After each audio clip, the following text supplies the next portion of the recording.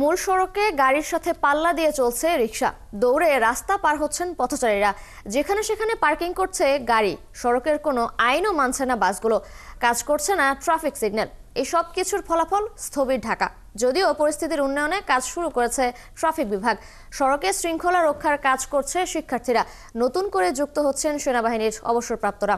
আরো জানাচ্ছেন মোহন ইসলাম।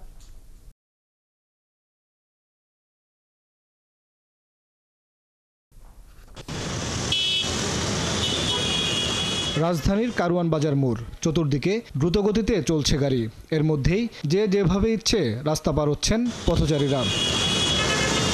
ঢাকার বেশিরভাগ সড়কেই আছে ফুট ওভারব্রিজ কিংবা জেব্রা ক্রসিং। রাস্তা পারাপারের এই দুটি ব্যবস্থা এড়িয়ে বাকি সবকিছুই করেন পথচারীরা।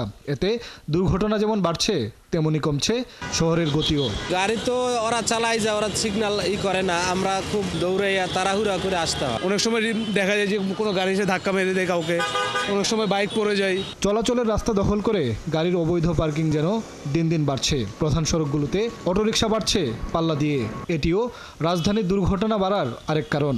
অনেকে বলার পরও তারা ফুট ওভারব্রিজ ব্যবহার করছে, আবার অনেকেই তারা দেখাচ্ছে। যদিও পরিস্থিতি উন্নয়নের চেষ্টা আছে, ট্রাফিক পুলিশের সাথে কাজ করছে শিক্ষার্থীরা, নতুন করে যুক্ত করা হচ্ছে সামরিক বাহিনীর অবসরপ্রাপ্ত সদস্যদেরও। আমাদের এই উপদেষ্টা মহোদয় বলেছেন এবং মন্ত্রণালয়ে হয়তো সিদ্ধান্ত আছে ওদেরকে নেওয়ার, বাট আমরা ওনাদের সাথে যোগাযোগ করেছি। এখন পর্যন্ত আমরা এই ধরনের কোনো তালিকা সংগ্রহ করতে পারিনি।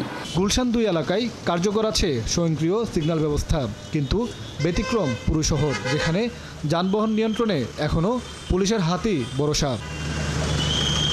সিটি কর্পোরেশন বলছে শাহবাগ থেকে গুলশান পর্যন্ত পাইলট প্রকল্পের আওতায় পরীক্ষামূলকভাবে স্বয়ংক্রিয় সিগন্যাল ব্যবস্থা স্থাপনের কাজ চলছে। বিভিন্ন কারণে রাস্তা আপনি জানেন যে খনন করতে হয় বিভিন্ন ডিপার্টমেন্টের রিকোয়ারমেন্টের কারণে, ওগুলোকে অ্যাডজাস্ট করতে গিয়ে ওই পাইলটিং সবসময় আসলে কন্টিনিউ করা যায় না। পতিত আওয়ামী লীগ সরকার উন্নয়নের নামে কেবল অপরিকল্পিত অবকাঠামোই করেছে, রাজধানী সড়ক ব্যবস্থাপনা নিয়ে কোনো কাজই হয়নি। ট্রাফিক পুলিশকে অনেক বেশি ওভারলোডেড করে ফেলা হয়েছে। রেডার প্রযুক্তির সহায়তা নিয়ে শৃঙ্খলা বৃদ্ধির দিকে যদি আমরা মনোযোগ দিতাম, তাহলে দেখা যেত যে আমাদের যানজটটা কিছুটা কমানো সম্ভব হতো। ঢাকার রাজপথে শৃঙ্খলা ফেরাতে প্রধান উপদেষ্টার কাছে 6টি পরামর্শ দিয়েছে একটি বিশেষজ্ঞ কমিটি।